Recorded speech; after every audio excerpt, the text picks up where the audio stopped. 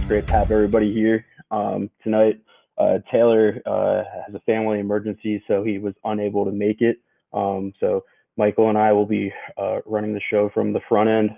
But as usual, what we will go through is about 15 to 30 minutes of questions from our core team, and then opening it up to our committee members for questionings afterwards. But to start, let's focus in on HellsingINU from a very high level. So please go ahead and let us know what investors would want to know most about your project. First getting into it, and then what to look forward to in the near future.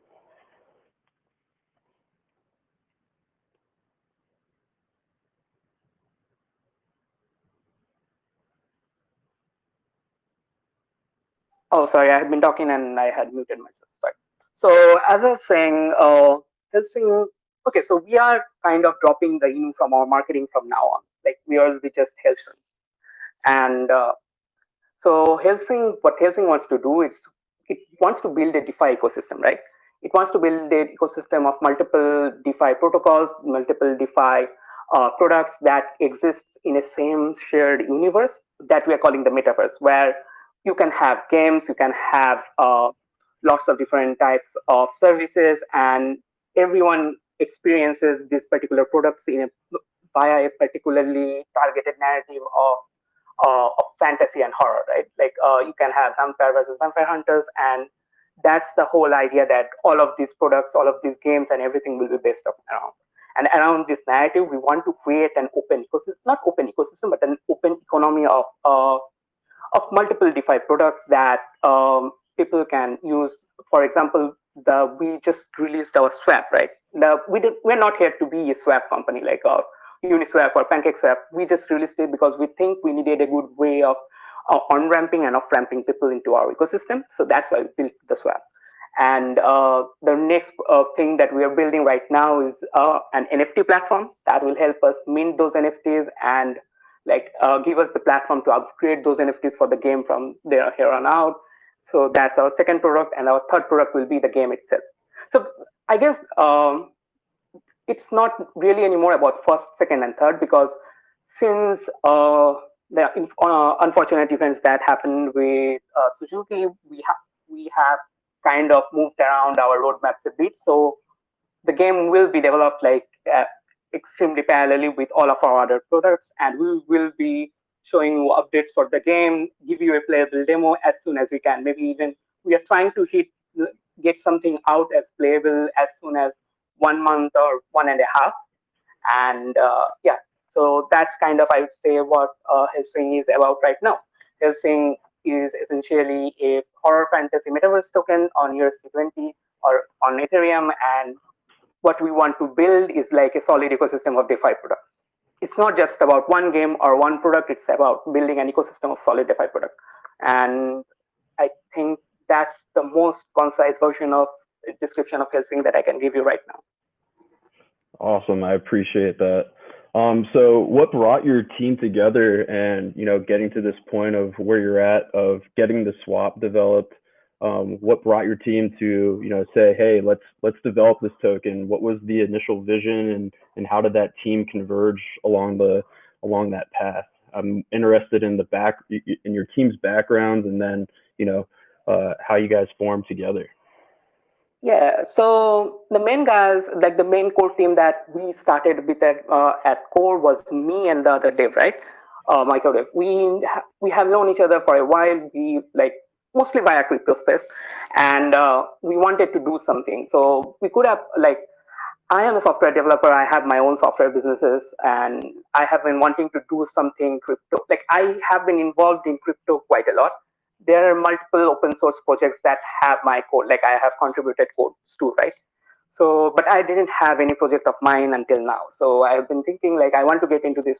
I want to get into this whole ecosystem. I want to build something. I want to experience it. This whole crypto ecosystem is so new. We wanted especially to explore it and build something for it. And so me and our other devs came up with this idea when we were just discussing what we want to do, like what we can do to build a product. We could have gone like we essentially what we wanted to do is build a game like a P2E, not just a P2E game, but something that people can actually uh, integrate it into their life while also like uh, maintaining an alternate sense of reality itself. Like it is separate from the reality itself, but the whole ecosystem around it or the whole economy of it will work as well as our actual economy does. So that's what we wanted to build, and that's what we set out to do, and that's how we started. And from there on out, so the first thing in a metaverse that we decided will be really helpful was the game, right? So our game dev team is like a small indie studio that does games, and he is someone that we really know personally. Like he is an IRL friend of our other dev, and we just got him and we discussed what our ideas for this whole blockchain integrated game will be, and that's how we got together, banded together. From there on out, we hired Lina from like the Solana Chain NFT project because she's really good with marketing and that project really did quite well. So we hired Lina, and then we hired James, who is our community manager, to help us build this whole community around. Because it's one other thing I want to say that our next phase in development is more NFT focused, right? So we are also creating a big community on Discord. Like from here on out, we will really focus on growing our community in Discord because that's where the bulk of the market is when it comes to NFTs. So yeah. Gotcha. Well, it's exciting to hear how the team came together and the unique roles that everybody plays within your community. It's interesting to listen to the backgrounds and the familiarity with the gaming industry, and I think that's extremely important with what you're doing. It's yes, everybody can launch a play to earn platform, but only few can have that actual like product market fit in which your community is continuously using said platform. So I know there's going to be a lot of questions along the lines of what that is going to end up looking like.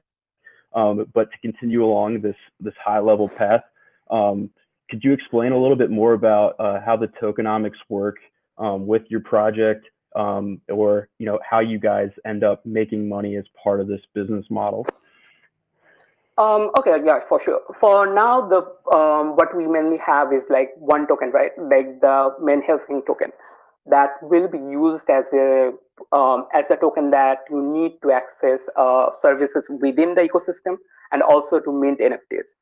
And for now, how we are earning is by like we are not earning it because we are spending so much, but how we plan to earn when there is higher volume, higher market cap is via the tax. We have dev tax, like the team doesn't hold any tokens or any supply. The sole way of earning is via the dev tax that we get, and that dev tax is automatically converted into Ethereum into Ether whenever like there is a sell, it gets automatically liquefied into Ether, and that's how it's stored. So the team doesn't hold any tokens. The main way we plan to make money is via selling NFTs. The NFTs are being designed in a way so that they're kind of addictive. People like them, and people come back and want to buy them more and more and more.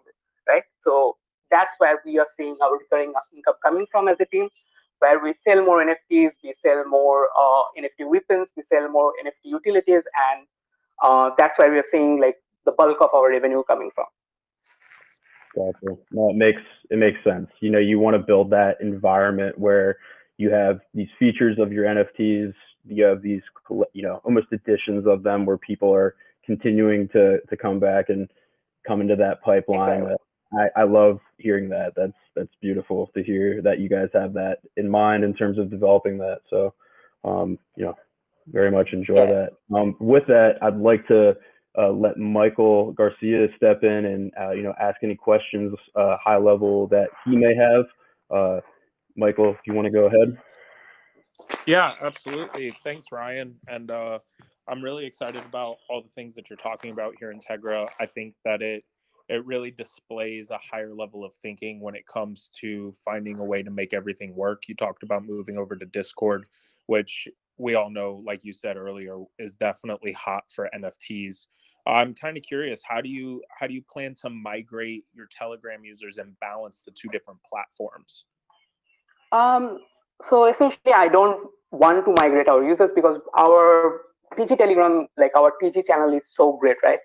I think one of the best things that this project has given us is the community itself. Like we can't be grateful for our like yeah, it's just our community has been on a different level, supporting us, helping us make sure that our project grows, and we don't really want to upload this Telegram channel today and say let's just move on to Discord.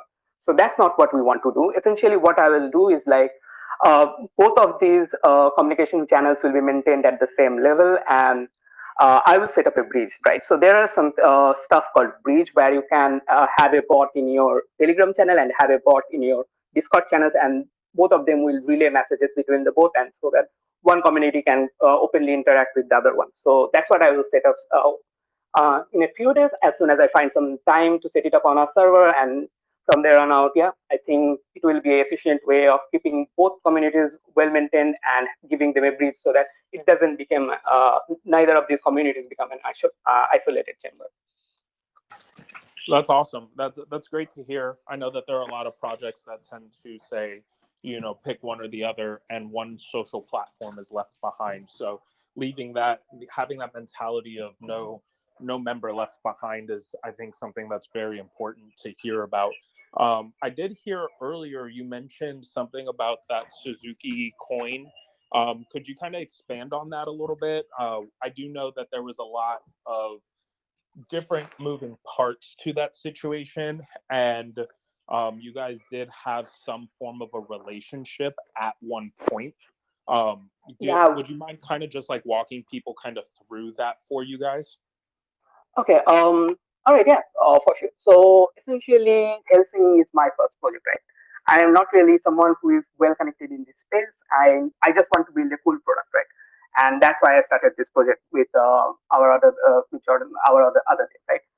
So we we really wanted some recognition in this space, and we connected with, I think, Jay on something like some Schiller or someone said that they have worked for Suzuki in some capacity, and we just wanted to verify if what you were saying was true or not, and that's where we connected with Jay, right? And from there on out, he felt like a good dude. He gave us some advices, and then I pitched him the idea that I will pay him.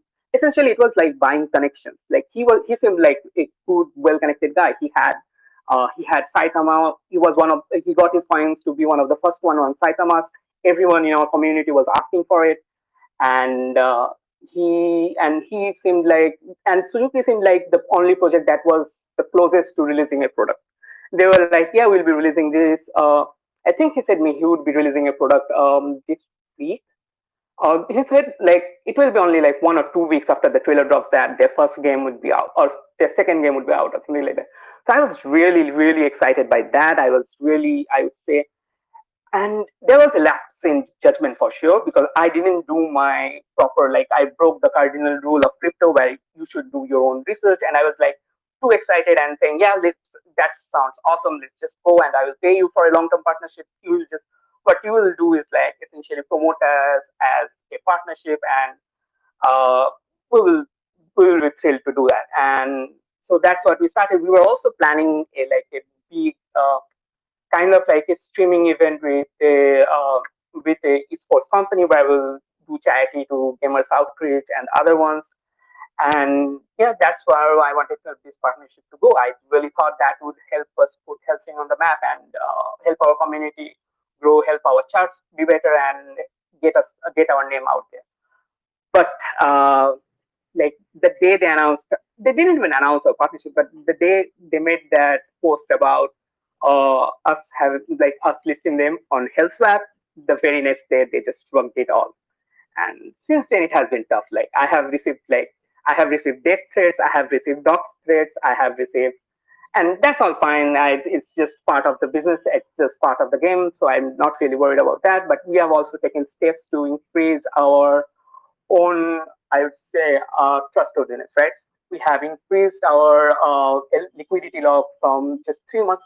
to 5 years. The reason it was 3 months before, because I was really looking forward to building protocols for our decks that can help in reducing gas fees.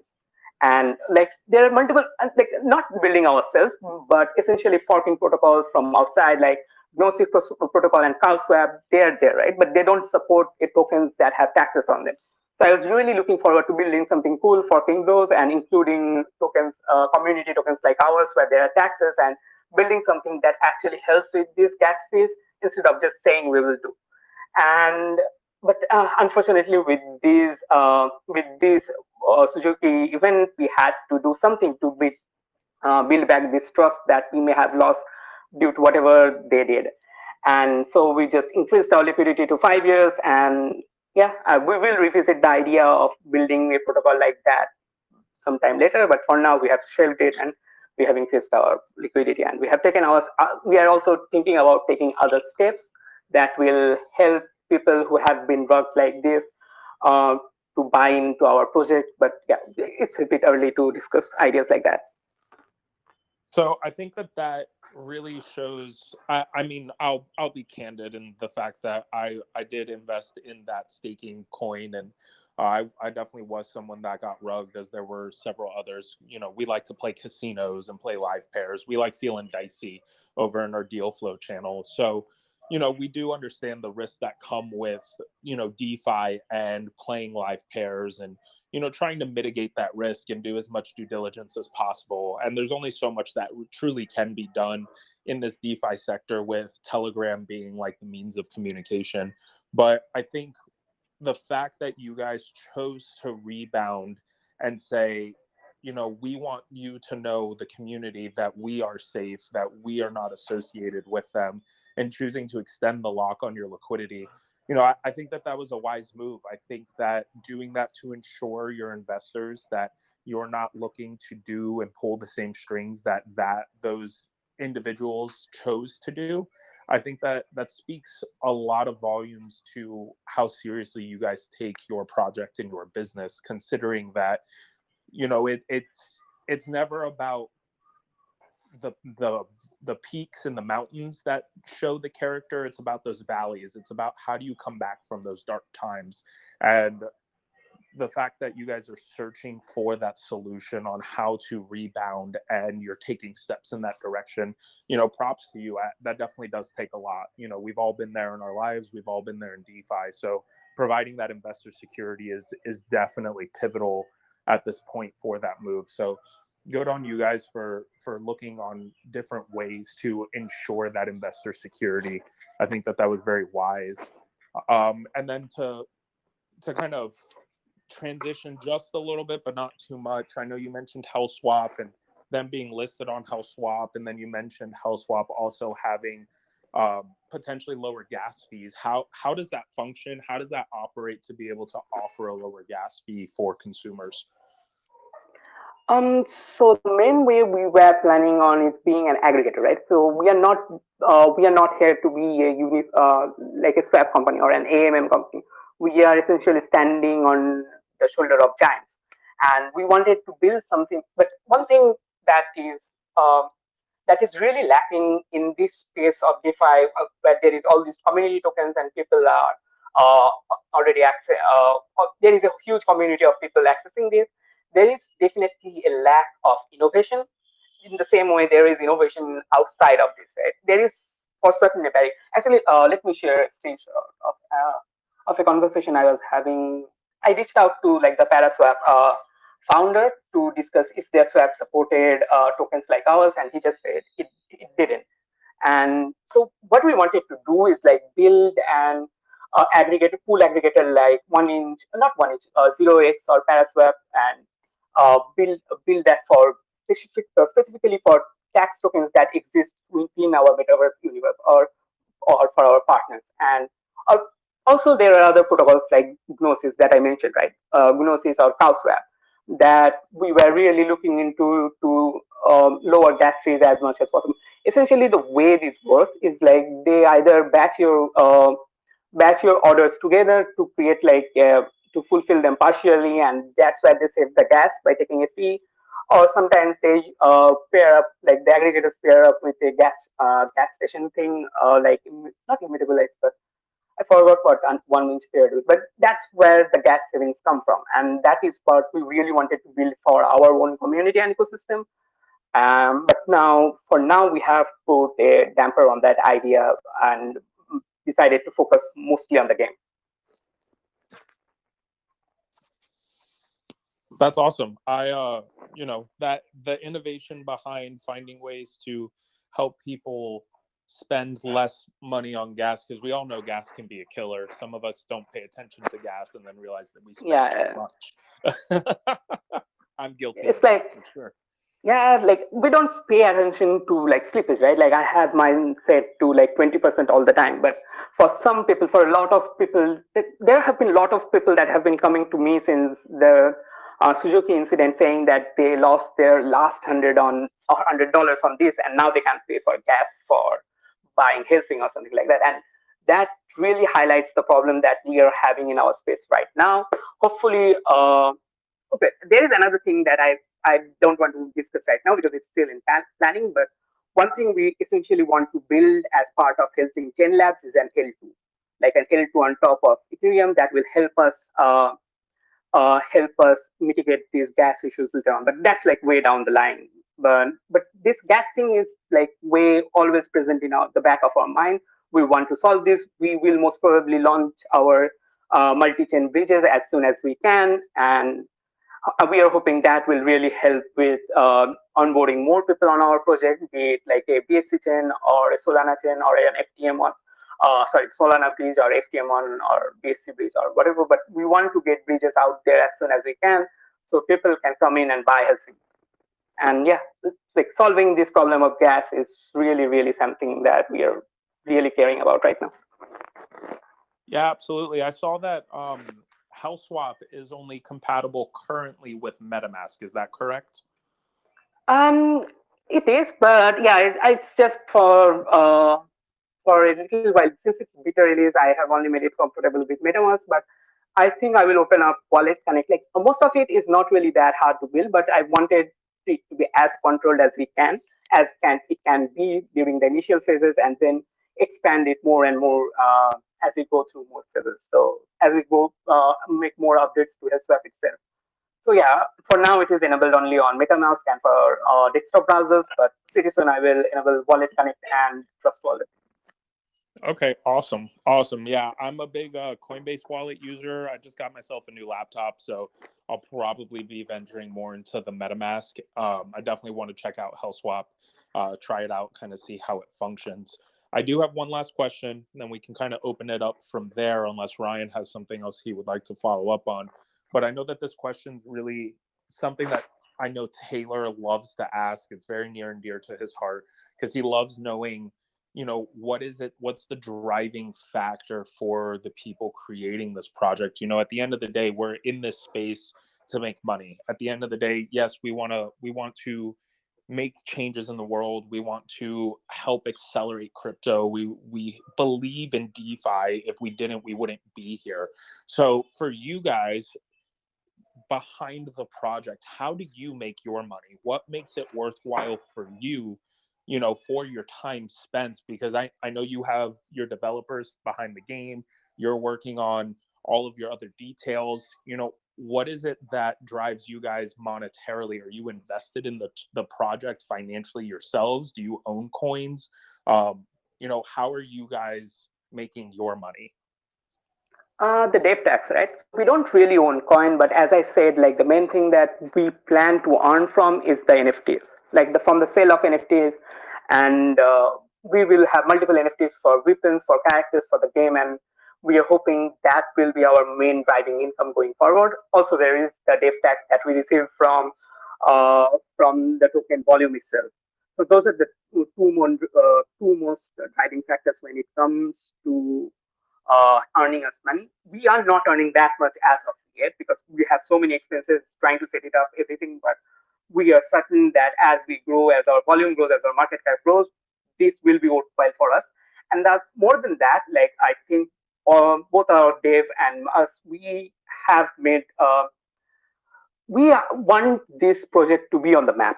Like we want it to be in the same way mentioned in the same thing, same group of projects that like San or Gala or even like even the best of best Axie Infinity right now, right? So we want this project to be like that. We have the skills, we have the people outside of this small cap space, community open space. We also have the connection. So that's what driving us more than the money itself is that it's that idea that we could be creating one of the biggest projects in this space, and we could be creating this thing for years and years to come, like really come out and place these products that we're building. And that's what driving us, I would say, more, where we can get establish this company as a really known household name in the whole sphere, and not just like the monetary reason behind that, like or the financial incentives behind that.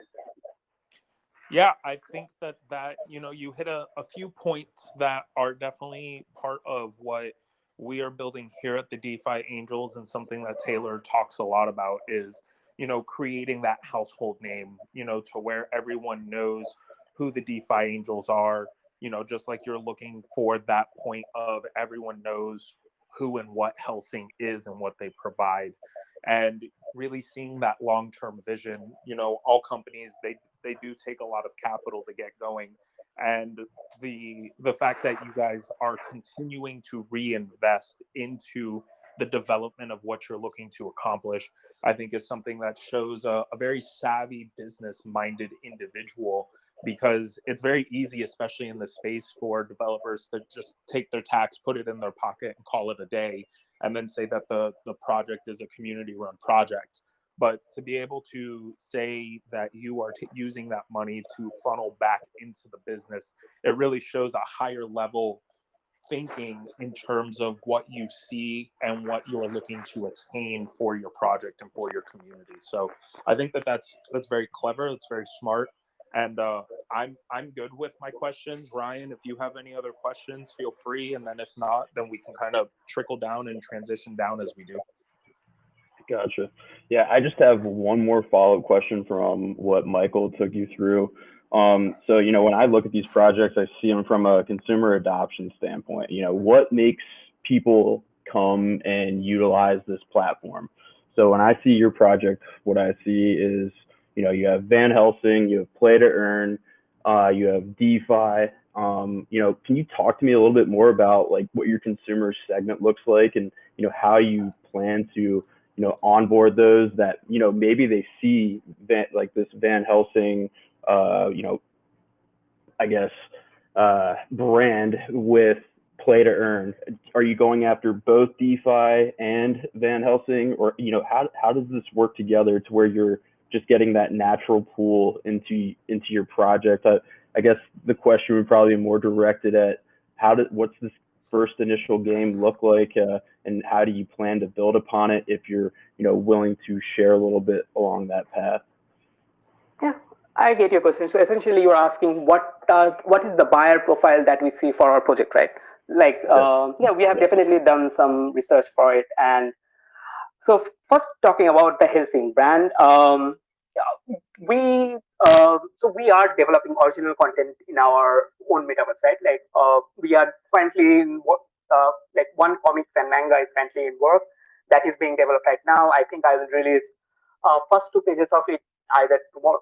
Tomorrow we have it. Okay, yeah, either tomorrow or day after tomorrow, sometime soon.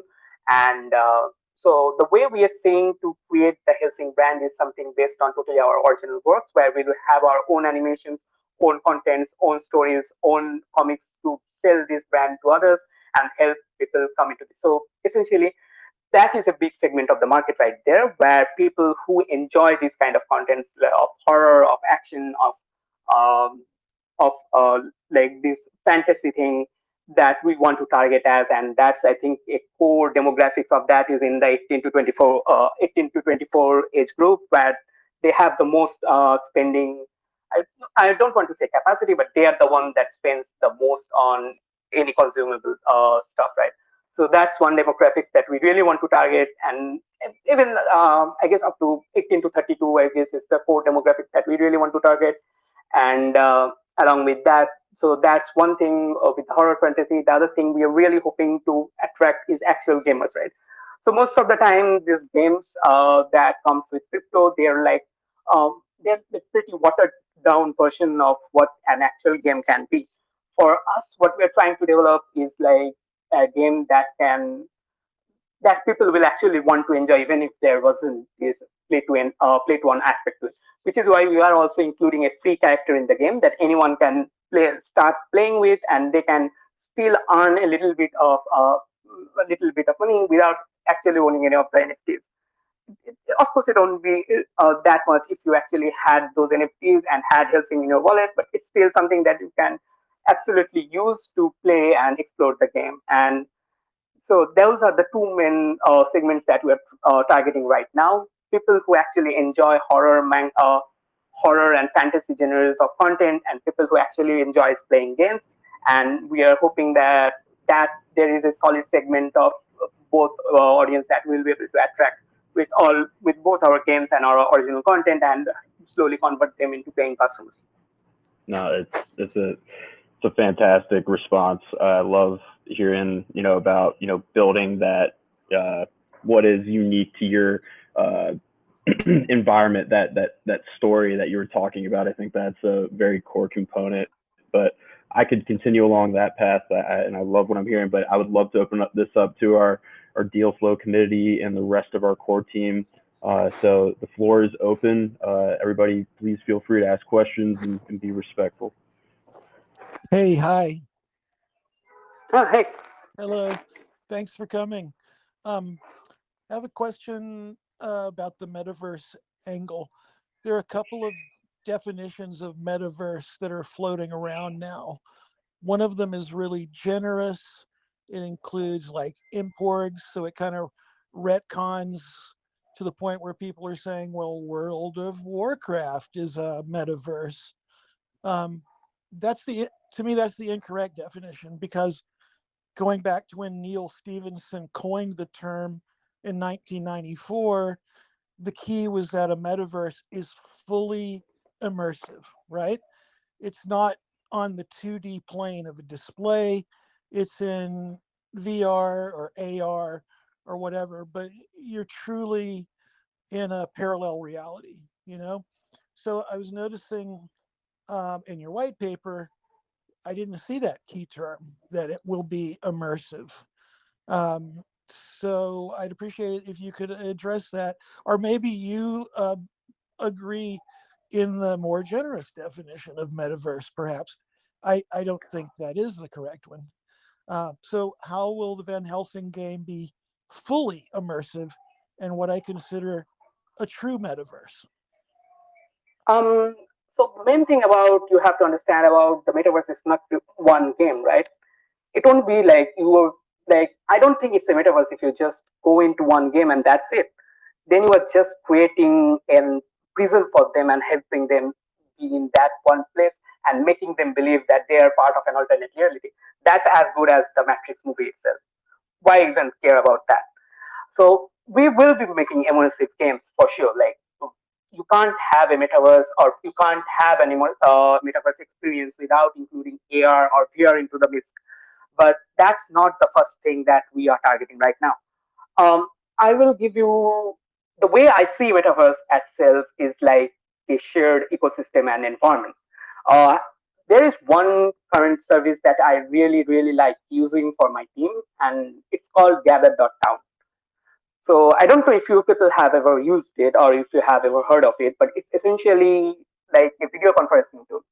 But the cool thing about this video conferencing tool is that you were given these 8-bit characters that you can use and move around this 8-bit space, and you can have your own office room, you can have your own discussion space, and everything within this virtual space that is created for your company.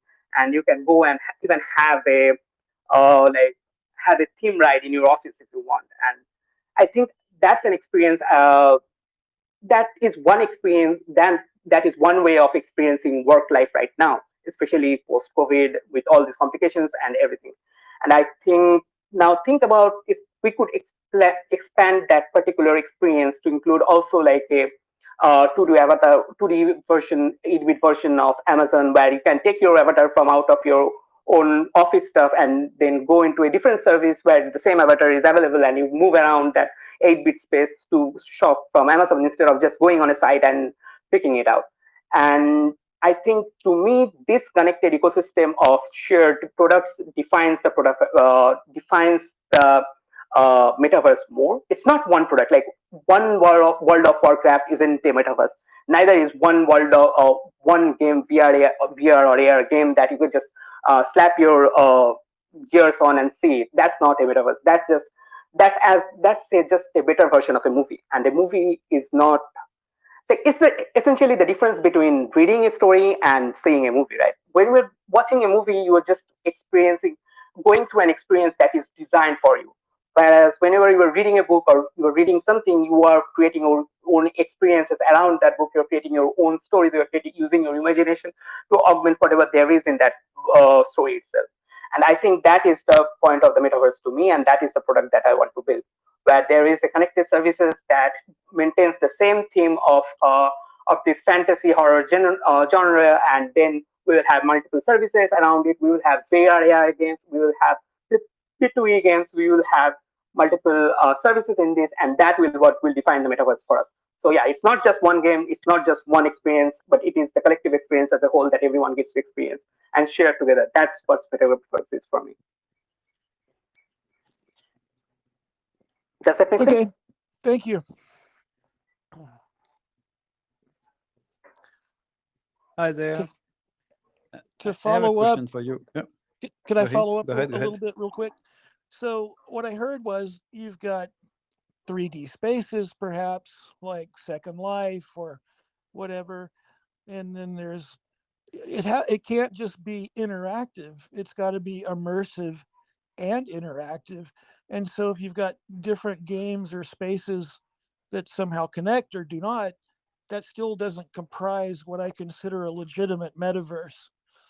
I mean, So as I said, like that immersive portion of the thing is also coming, right? It's not you can't build an immersive game in 1 or 2 years. Like Magic, the technology itself doesn't exist that well. Like you can't just build a VR game and not have anyone playing it. You have to earn money from it. And from a product standpoint, we want to build something first that a lot wider section of the audience can enjoy and come and play and do that before we go into this that niche version where it's just AR. You need like a big solid investment uh, in terms of what gears that you need to enjoy and join that. That's really gatekeep. To me, that seems like a gatekeeping a certain experience, and we will build that immersive experience. But that's what we will build after we have developed our first P2E game and our first couple of services, and then we will dive deep into making this experience fully immersive that you were saying about, where you can so what we're planning essentially, it's not like it's not on our roadmap. We have planned for it, but we just don't include everything that we think about in the roadmap itself, because nothing is finalized as until we have actually tested it ourselves, know that we can deliver it. We have talked to our teams, we have gathered a solid team around it, we have built some kind of prototype, and then we can confidently say that yeah, this is what we're building. So what we have discussed internally about it is like having, like letting people play not just as someone who are hunting vampires or something, or hunting these fantastical elements, but also as those villains themselves. So you can play, we want to develop an immersive experience where you can play one side of the vampire hunter and one side where you can play these vampires themselves, these vampires, gargoyles, werewolves, all of that there will be. We are also thinking about developing like not target directed experience, VR experience that are dependent on our own stories that we're writing in this space. So those are definitely coming, but we want to hit a larger section of the audience first so that we can generate the revenue for the company, and then we can build on top of that. I wish you the best of luck. Thanks for your answer. Thank you. Okay. Just another question. I think you must have kind of answered it already, but just to be sure, the environment, the game, the universe that you are building, From what I see inside the light paper or inside the website, it's everything with the character of Van Helsing. From the anime, it was just before the year 2000. Do you plan to use this character, this same character, or you will build your own to avoid the trademark issue? Did you had some No, kind of we have all. agreement? No, we have already. So the first version of it we were, but we have already moved away from that. We are essentially the Van Helsing character itself is not trademarked, right? It's a character from an 1897 novel by Bram Stoker that's called Dracula. That's 200-year-old character. No, There's no, no, no, no no. trade. The images that you use from the anime, okay, there is a trademark. Yeah, yeah. They have been developed. So that's So why that's what I'm I'm saying. asking this part. Yeah. I'm handling that, right? Yeah. So I'm saying our metaverse will be based around the character of Van Helsing himself, not the Okay. one from the character, not the one from the anime, not the one from the other media, but the original one. And we will be building contents based on those existing, uh, based on that existing lore around vampire and hunters that started with Bram Stoker's Dracula, and that's why we're developing our own contents, right? So that we Okay. don't have to draw from from these sources, but we have something our own to create our brand around. Okay. And yeah, So this so way, that's effectively, you don't have a trademark issues. Yeah. yes. Uh, We have already started the transition. Our artist is having some.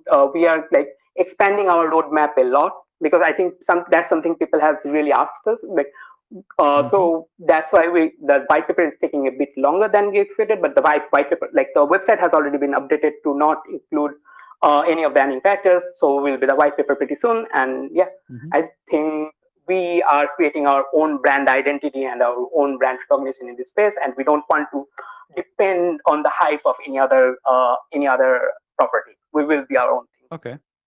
Perfect. I just have a second question. I have seen some of the numbers. You have more than 2,000 orders at the moment, 2,200. And if I look at Etherscan, we can see that the top 10 orders owned more than 23% of the total supply. Do you know all of the top orders? Is that something who worries you a bit? So yeah, most of these holders have bought it on the open market, right? Like all of these holders, not most, all of these holders have bought it on the open market because we added 100% of our supply to these. Some of these holders have spent more than like 100K acquiring that position. So yeah, we are in talks. We have multiple ways of dealing with it. We are essentially offering an OTC deal to lots of our whales and top holders, where the team itself buys their token from them in an OTC deal, where we pay them the same as market price. They don't need to drop it on the chart, and then they just send the tokens to our deployer wallet, where we keep it locked and everything to use it when we need to use them for central exchange listing. So that's how we are planning to deal with it. We are helping our whales, and we are also helping our whales trim down their holding percentage by a lot. So it's not like, even if they hold this much of a percent, there is no way of no use of holding that because they won't be able to cash out, right? So we have it in plans. We are doing it. We are slowly, we are still slowly working on getting our holders percent down, and yeah, we are taking steps for it. That's all we can say right now. Thank you for the answer. That was all on my end, so you can proceed for the next one. All right, yeah, thanks. That's a good question. I like to answer. Thank you. I'm going to ask two questions. They're both going to be from Pablo. The first one, he wanted to ask, I think he basically wants you to paint the picture of what do you envision for a metaverse that's for horror as well as fantasy fans alike. So I think he just wanted you to, paint a picture of that. So the first version of this token, I wanted to call it like Cthulhu token, right? based on the old god lore from Lovecraft novels. And essentially, the metaverse that we want to build is, as I said, we want to build an immersive experience where you can you can play just as a guy who is hunting those fantastical elements, or you can play as the vampires of this werewolves. So essentially, want to create a shared world. Think of it like creating a version of MCU. Instead of MCU, you have vampire and vampire hunters, or demon and demon slayers, or whatever it is, or monster hunters. And then on the other hand, you have this big old god, like kind of big villains types of things like Cthulhu and other stuff, Cthulhu and other. And then you have smaller demons and smaller characters in the space, which are like which are like vampires and werewolves and whatever more we can add as anything. For our, I will be honest in one case. We want this in universe to be as expansive as possible because that just means we can print more NFTs and that's how we earn our money. So we want this story to be as massive as it can be, as immersive as it can be, so that we can print more characters, more NFTs, more weapons, more power ups, more of everything. And so yeah, we are planning it to be really get deep down into this this whole fantastical and mythical elements of it, and do stories like episode based stories where we explore certain parts of this world as we move more and more and more. The first one is essentially focusing more on vampire and vampire hunters, but as we expand the whole story and game a bit more, it will focus on more fantastic elements. Does that sound good?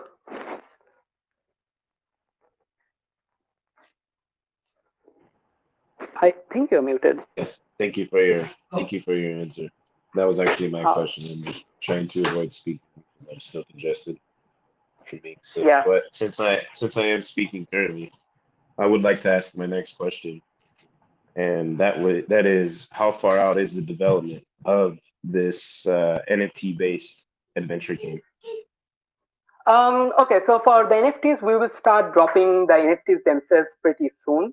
I'm going over with our game dev artists to get them ready as soon as we can. We'll start teasing them. We are also building the platform for minting them right now. And once we have like a good inventory of 10, 20, not 10, I would say 5 to 10 characters that we can show off and see and give some variation based on that, we will start making them available on our NFT platform. As far as the game dev goes, let me go through my meeting notes and I will give you a more accurate answer. Essentially, the point where we are at right now, we are trying to get a gameplay demo right as soon as we can. So our game dev team is already working on it. The previous way we were planning to do it is essentially do the swap, do these NFT platforms and DeFi stuff on the side, and then drop a more completed version of the game as soon as we can, which we are expecting to be in like 3 to 4 months. But now we have, I would say, restructured our roadmap a lot, and we want to give our users some kind of playable experience as soon as we can. So we are hoping to have you at least something where you can move around and explore your world a little bit in 1 month or so. In a little bit than 1 month, because it's like in software development, whenever you are making a time estimate, something will always be go like something you haven't considered will take your time and it will overshoot that deadline by a bit. So we want it to be in a month or so, but it may be a bit more than that. Hi, I was just going to ask about, I saw on the website that you have a CerTic audit that looks like that you are planning on doing. I was just wondering when we have already, so CerTic has already started the process of onboarding us. You can go on their site and see the link and everything. And we are also hoping that it will be as soon as they can do it. We are definitely paying for an expedited process. So yeah, let's see when they decide to do it. CerTic is a big name and they have their own brand recognition and stuff like that. So they will also take their own decision. So we can't really comment on that, but we're hoping it will be as soon as it can be. Okay, thank you.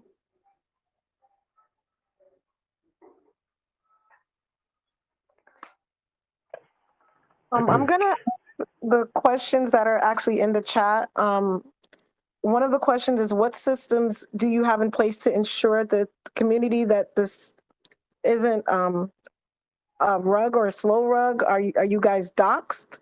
I think is really what the person is asking. Not.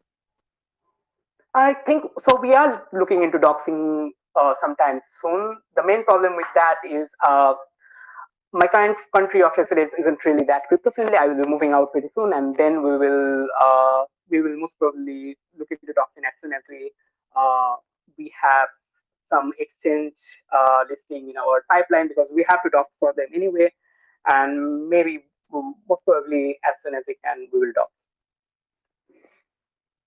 Gotcha. And then the second question was, there was a mention of a manga type comic. Is that happening or? Oh yeah, I think I will drop first 2 pages of the manga, like maybe tomorrow, or maybe I can drop 1 page today and another page tomorrow. I have 2 pages right now. My artists are working on more, and we are looking to make it like a weekly content. So the first manga that we are working on is like an anthology series where we will be exploring different characters from the game and from the metaverse. The first character is called Eric Sillers. He is like he is an NYPD officer who specifically deals with elements like vampires and supernatural stuff. Thank you.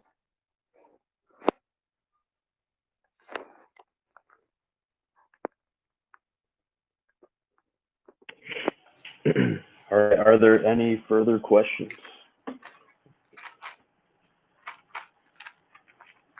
Michael, do you have any follow-up questions that you would like to ask? I personally do not. I appreciate him taking the time to answer. I know some of these questions were rather intense. You know, we like to let our people let loose and be free, because they tend to really do have some good insights, and I appreciate the way that you answered them. I think that, you know, for what they were asking, I think that you entertained the questions very well. I'm personally good. I don't know if there's any other questions in the chat for Yeah, there's Integra, one. or okay, go ahead, Kay. So the question is, what can the community expect within the next couple of weeks? They said they need gas to keep buying. They have full faith, but just interested in what the Yeah. community can expect within the next couple of weeks. So we are going big on our marketing. Our first campaign, our first Times Square ad drops tomorrow. So we have already paid for that. We are trying to get as money as we can on our ad for this Thanksgiving holiday. And so it's dropping tomorrow. Along with that, we will also start with lots of influencer marketing. And so that's we are spending our marketing manager Lina can answer that a bit better what we are doing right now in terms of marketing. But as we said, along with that, we'll also continue building the whole product ecosystem itself. We will start unveiling characters from the game and the game design a bit by bit, and we will start converting them as NFTs that people can buy. And so one thing about the NFTs is like you will need to burn a good amount of Hellsing to access those NFTs. So that's one thing I wanted to put out there. That's one way we are especially planning on reducing our supply as the game goes on. You will always need to burn a given amount of Hellsing to have a chance at minting these NFTs. So that's one thing I really wanted to mention. And anyway, yeah. So we will start doing more NFTs. We'll start dropping them. We will bring out the NFT platform as soon as we can. And I think that is on our mind right now for the next month or so. We will also start marketing more the NFTs themselves, which is why I said we are doing uh, we are slowly growing our Discord community as well. So we will try get our marketing on point to grow that community itself. There will be giveaways. There will be meme contests. Another thing I really wanted to touch on is the talent contest. So as I said, we as a metaverse or metaverse experience company, we want in-house talents that can build content for that metaverse itself. So we are planning on some kind of talent contest itself. It's not about. It doesn't have to be about the coin. Like that's our whole marketing from start hasn't been about the token itself. it has been about the content of Vampire and Papyrus and what we're bringing, and that's what we want in our talent contest too, where people who does creative, who are creative themselves and the creators themselves can build some content for the metaverse, and we will reward them or support them as a project as much as we can. And that's also going live sometime soon. We are still figuring out the details, but yeah, that's definitely on our roadmap for the next month. Thank you. And there are a couple of people in the chat that are asking for Lena to speak. They just said they want to hear something from Lena. She's a social manager of the community. So they wanted to hear from her about the specifics of her marketing strategy. Yeah, sure. Hey guys, can you hear me? I can hear you. Yeah. Okay, perfect. So I'm Lena. I'm handling all of our social media and marketing efforts in conjunction with James, our community manager. In the pipeline, essentially, we have a link tree that's just been created. We've just created a Facebook group, an Instagram, and last but not least, a TikTok.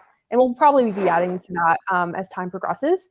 But in the meantime, it's been slow just because building out a strategy just does take time. We're trying to build a foundation made out of bricks, not made out of cardboard. So we appreciate everyone's patience throughout this entire process. But migrating over to Discord, James has been leading the effort on that. So him and I have been collectively working together to figure out what makes the most sense from a community standpoint, whether it's competitions, upcoming AMAs, bringing in partners from other communities within the space and whatnot. And we're just really excited to join the team. So yeah.